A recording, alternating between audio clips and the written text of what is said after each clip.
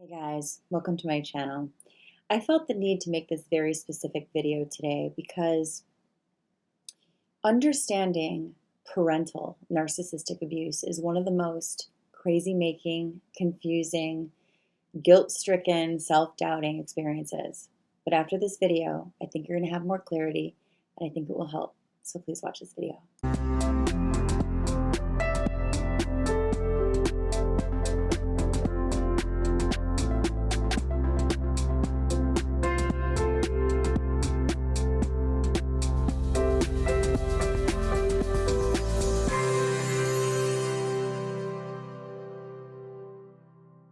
Hello everyone, welcome to my channel. If you're new here, please click the little subscribe button and the bell to receive notification when I release new videos. And if you've been with us for a while, thank you so much and welcome back. This is a tough subject, narcissistic abuse by a parent. It is so hard. You know, I run these groups and I do these interviews and I have the membership for people who have had trauma from being highly sensitive in this world, but oftentimes those people fall into narcissistic abusive relationships, and also find out later that maybe they didn't have the most consistent attachment as a child. Whether your parent is NPD or has, let's say, symptoms of it, meaning there is insecure attachment, there may have been an attachment injury or trauma, there may have been inconsistent emotional connection, no matter what they were going through in life or why. You have to understand it wasn't your fault. But you also have to understand that what comes from that is what I would call narcissistic abuse, meaning giving up of one's authentic self to connect to other. So let's dive into this, because a lot of people will come and they will understand that they didn't have the best childhood, that something went wrong. But oftentimes when we're kids, we have to make ourselves the reason. To survive our conditions and our circumstances and our tribe, right? We had to adopt certain coping mechanisms. And the main one of those is letting go of your own boundaries, letting go of your own emotional truth, not even having a secure sense of self because it was never anchored, because we need consistency and emotional mirroring to actually have that occur. It's not your fault. And you've probably watched other videos, but in this video, it's getting specific about the reason you are the trigger and the target for that parent. I've talked about scapegoat, but it doesn't even matter if you're the scapegoat or not. What matters is that no matter what you did, you were a trigger, and this is why. When you are a narcissistic person, it means that you have annihilated and completely buried and detached from your true authentic self. Your pure innocence has been put way far back in the shadow that you can't even get to it, and you think it's death to get to it. So you are now a narcissistic person because you created a false self. And your false self needs constant supply and constant control and manipulation of the people and the things around you to continue in this fakeness. Because look, the universe, not society, but the universe is set up for our authentic self. You are born perfect for your purpose. Maybe not in this society, but in the universe.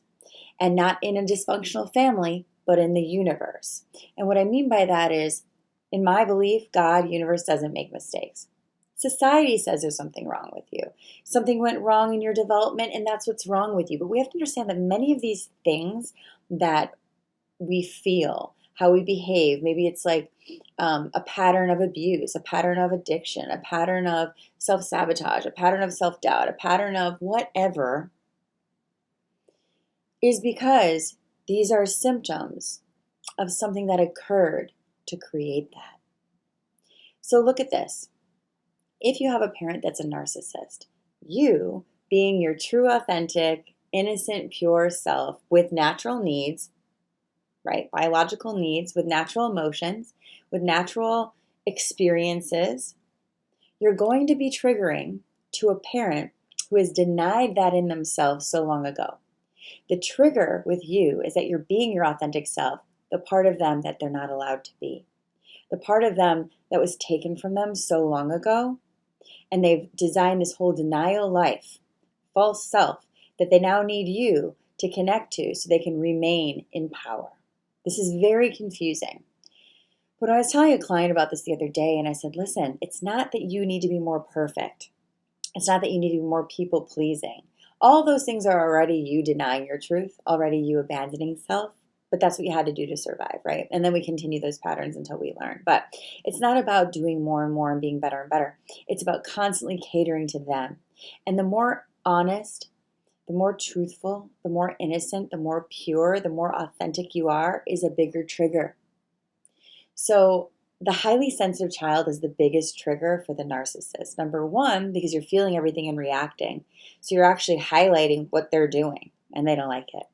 But the highly sensitive child also can feel into what's right, what's wrong, what's going on. They have such a connection to self that to have to leave it is painful, so they fight for it.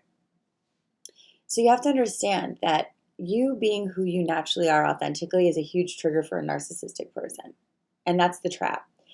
And you're going to have to do some healing. And as you get older and you keep attracting that because you're still looking for the parental unit to mirror you so you can anchor in you, you got to realize the more attention I give them, I'm still taking away from me.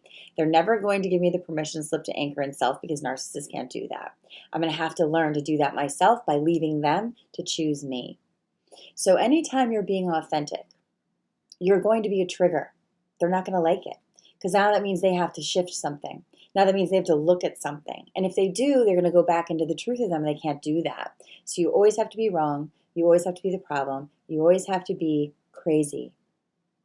And once you can really understand that your authentic self was the trigger, that's why so many of you are afraid to do this work and to shine and to go in your shadow and to be who you truly are because you've been told that who you truly are is what got you abandoned. Let me tell you something.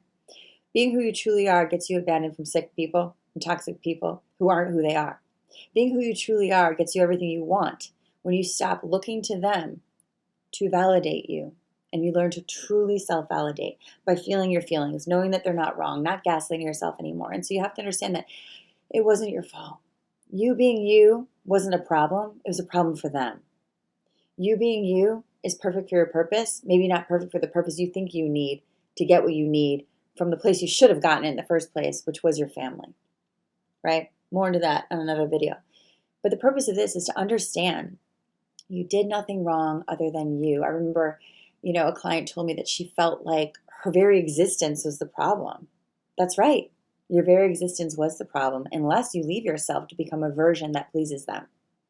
Take that in. If you don't leave yourself and your boundaries to please them, you're a trigger. And when you do leave yourself to please them, now you're codependent because you're always dependent on someone else to know the self. A true anchored self is having a very healthy mirror, whether it's a coach, a healthy partner. Hopefully it was a healthy parent, but if you're watching this video, probably not. The healthy parent mirrors your autonomy, mirrors your emotional truth so that you have a secure sense of self, an anchored self. If you didn't get that, you're always looking for it until you learn to do it with you, which means stop looking to people who will always take it. It's not safe to be who you truly are, right? Around the wrong people. It's very safe to be who you truly are around healed people. So the reason that you were the trigger is only because you were alive. It's only because you were born. It's only because you were being authentic. You had to leave your authentic self and abandon her or him to get along in that environment. And that is what's ingrained in your emotional imprint.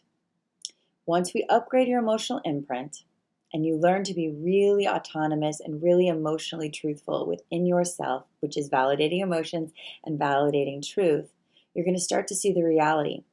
You're going to start to see that the people that are triggered by me being me are not my people. They're going to remind you of home. It's going to trigger you thinking you're wrong. It's going to push you into doubt. And until you do all this work, that may happen. But once you start to really get this, right, and practice this and understand this, you're going to start to realize that the freedom of being who you truly are and the environment that allows it is the right environment for you. I'll do another video on that incubation phase between your old paradigm and your new paradigm and how we're really trying to incubate ourselves in that filling of spiritual knowledge that takes away the void that you go into when you do this shift, right? For the purpose of this video, once again, it was never your fault. It has nothing to do with you not being enough. It's actually just you being you. So, can you heal your narcissistic partner and parent by being you and teaching them? No, because that will frustrate them and trigger them even further. The key is to be you regardless of them. I hope this video helped. Please leave some comments. If you have any questions below, please share this with at least one person you think it could heal. Please check the offerings because we do start I Am Worthy, deep dive into this work, January 11th with me. Check the links below. Love you guys and see you soon.